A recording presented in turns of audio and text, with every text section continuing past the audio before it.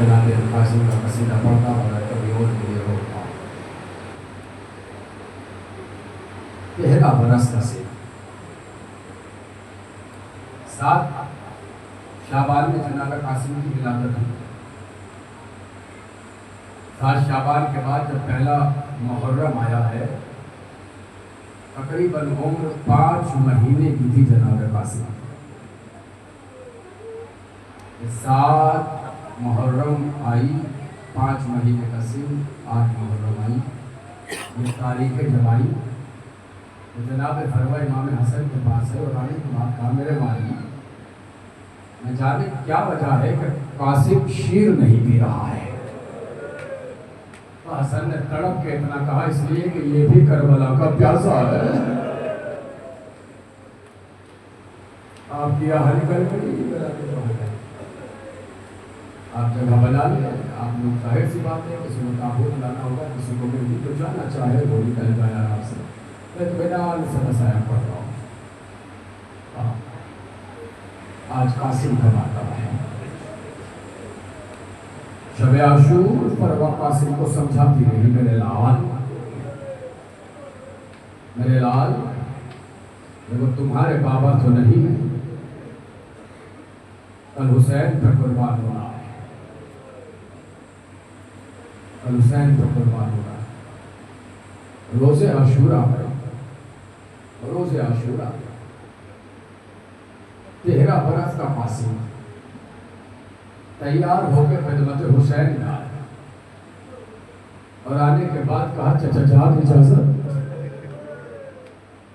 حسین نے تڑپ کے کہا بیٹا آج کی ماں کے لیے بس حسن کا صدمہ کافی ہے۔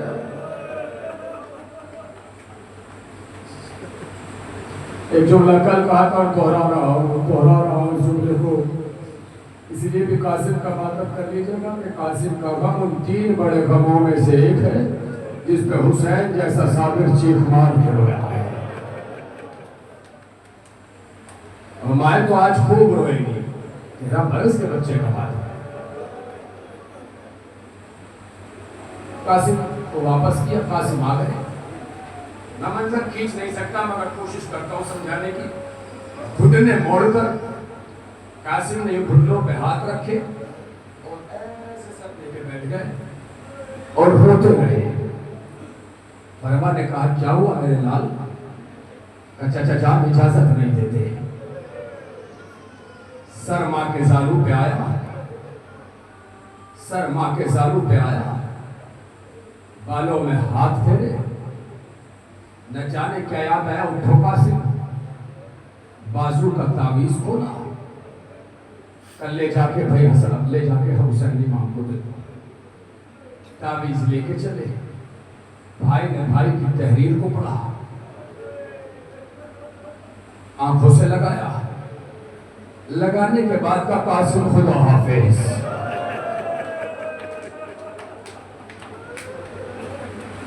قاسم خدا حافظ۔ اب صاحبان دل اور صاحبان اولاد فکرہ سنے، جو 7 دن سے سن رہے ہیں انہیں بتانے کی ضرورت نہیں ہے، میں بڑی آرام سے مسائل پڑھتا ہوں، اگر جو آ جائے وہ سن اسی انداز میں مسائل ہو رہے ہیں۔ قاسم خدا حافظ۔ مقتل کے فکرے یہ کہتے ہیں کہ حسین نے قاسم کو دونوں بازو پکڑ کے اٹھایا اور بٹھایا، اور جب رخصت کرنے لگے تو قاسم کا گریبان چاک کر دیا۔ ہائے ہائے ہائے، قاسم کا گریبان چاک کیا۔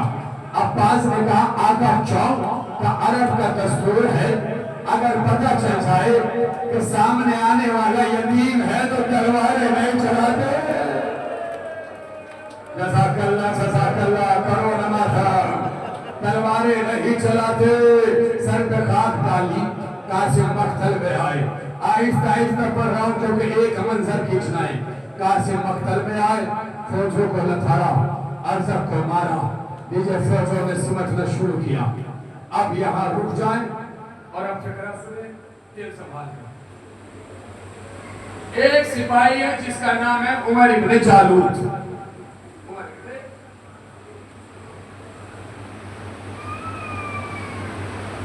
یہ مختار کے دربار میں کھڑا ہے، مختار نے کہا پتا تو نے سب سے بڑا ظلم کیا کیا؟ عمر ابن جالوت کہتا ہے سنے گا تو مر جائے گا۔ مختار نے کہا سنا، کہ شرط یہ ہے تخت چھوڑ زمین پر بیٹھ سینے پہ ہاتھ رکھو۔ مختار نے تخت چھوڑا، خاک پر بیٹھے، بتا کہنے سنے گا میرا ظلم؟ اب ایک ظالم اپنا ظلم بتاتے وقت بتا رہا ہے کہ سنو گے تو مر جاؤ گے۔ آپ چاہنے والے بیٹھے ہیں، آپ چاہنے والے بیٹھے ہیں، مگر ظلم پڑھنے سے پہلے میں ایک منظر آپ کو یاد دلاؤں تاکہ آپ تک بڑی جلدی بات پہنچے۔ قاسم میں اور تمام شہدائے کربلا میں فرق ہے، سب کے لاشیں پامال ہوئے ہیں، قاسم کا بدن پامال ہوا ہے۔ آپ کہیں گے کیا مطلب؟ سب کے جنازے پامال ہوئے مرنے کے بعد، قاسم پامال ہوئے زندگی میں۔ اب وہ وجہ بتانے لگا ہوں پامال کیوں ہوئے ہیں، اس لیے کہ اگر کوئی شہید، اگر کوئی حسین کا جوان گھوڑے سے گرا ہے نا تو بھی سپاہی میں کسی میں ہمت نہیں تھی قریب آ جائے، گرتے گرتے بھی حسین کے انصار و بنی ہاشم تلوار چلاتے تھے، کسی میں ہمت نہیں قریب آ جائے، کسی میں ہمت نہیں قریب آ جائے۔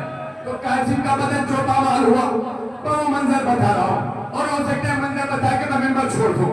سنیے گا مسائل پورے مجمع پر توجہ، قیامت کا فکر ہے۔ کہتا ہے عمر بن جالوت سن، روزے عاشورہ جب قاسم نے افضل کو مارا تو کسی کی ہمت نہ ہوئی کہ قاسم کے مقابلے میں آتا۔ قاسم کبھی میمنہ پہ حملہ، قاسم کبھی میسرہ پہ حملہ، کبھی میمنہ پہ حملہ، کبھی میسرہ پہ حملہ۔ میرے ہاتھ میں گرز تھا، گرز سمجھتے ایک زنجیر لٹکی ہے، اس کے آگے بھاری بھرکم لوہے کا بنا ہے، اسے کہتے ہیں گرز، جسے ہوا میں لہرا کے مارا جاتا ہے۔ کہتے ہیں میری نظریں قاسم پہ جمی ہوئی تھی، قاسم کبھی میمنہ پہ کبھی میسرہ پہ، کہ میں نے دیکھا کہ قاسم کے جوتے کا دسمہ کٹا ہوا ہے اور قاسم ایک طرف جا کر اپنے جوتے کا دسمہ باندھ رہے ہیں۔ جب قاسم دسمہ باندھ رہے تھے، ارے میں نے گرز کے ہوا میں لے لایا، قاسم کے کمر پہ مارا، قاسم کی ریڑھ کی ہڈیاں توڑ گئے۔ ارے اگر ریڑھ کی ہڈی ٹوٹ جائے بدن ہل نہیں پاتا۔ کہاں سے لاؤں مسائل، کہاں سے لاؤں فکرے؟ آنکھ ہل توڑ جائے بدن ہلے گا، سر میں چھوڑنے کیا بدن ریڑھ کی ہڈی۔ قاسم نے فوراً پکارا ہے چچا جان، قاسم کا آخری سلام۔ حسین دوڑے، اب جو دوڑے تو فوجیں بھاگی، قاسم کا بدن ٹکڑوں میں بٹنے لگا۔ حسین جاتے آواز دیتے جاتے بیٹا قاسم۔ اللہ اکبر، اللہ اکبر، تھک گیا۔ آج تو ساتھ رہا ہے، تاریخ دوسری تھی کہ بارد ہوئے وہاں، اور تیسری کو آ گئی فوجیں سپاہ شاہ، چوتھی کو ہوئی شمر کے آنے کی دھوم تھا، پنجم کو کربلا کی زمین بھر گئی تمام۔ ارے نرگاہ ہوا ششم کو شہ مشرقین پر، ہفتم کو بند ہو گیا بانے حسین۔ اجرکم علی الصحرا، اجرکم علی الصحرا، پرچی میرا سنو روک رہا ہوں۔ حسین ڈھونڈتے جاتے ہیں، قاسم نظر نہیں آئی۔ حسین نے آواز دی، بیٹا قاسم تمہیں تمہارا چچا بلا رہا ہے۔ کوئی آواز نہ آئی، حسین بلا رہا ہے، کوئی آواز نہ آئی۔ ابا کا دامن بچھایا، قاسم تمہیں وقت طیبہ بلا رہا ہے، قاسم کے لاش کے ٹکڑے ہوا میں بلا، السلام علیکم یا ابا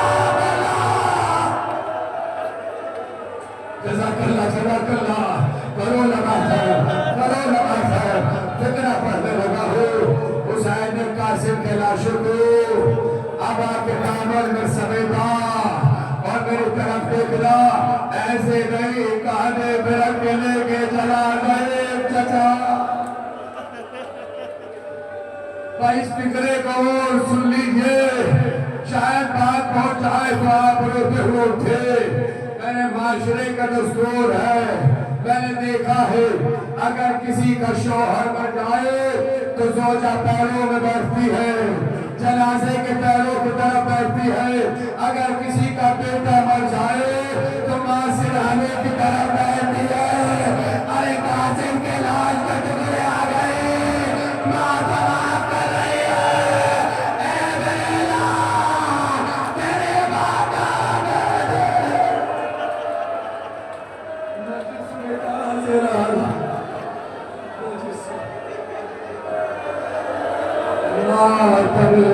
حسین